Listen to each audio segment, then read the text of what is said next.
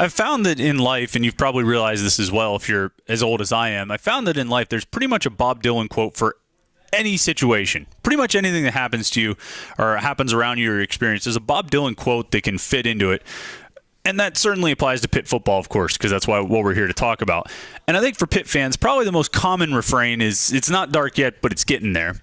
Maybe after the bowl game, it was probably everybody must get stoned. But the one I've been thinking about mostly this week is, you know something is happening here, but you don't know what it is. Ballad of a Thin Man, right? And that's this season, because I keep coming back to this question of what is happening.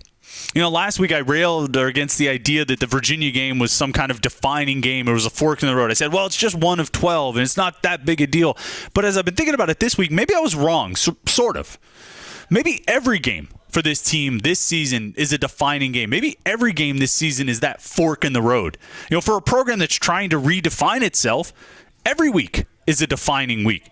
It's like the song says, you say what's mine, and someone else says, well, what is? Well, every game tells us who this team is and what this team is until next week when we get a new piece of evidence. This week is a game with built-in storylines. Another road ACC challenge, a chance to go 5-1 overall, 3-0 in the ACC, a chance to stop an offense that has beaten you 2 years running.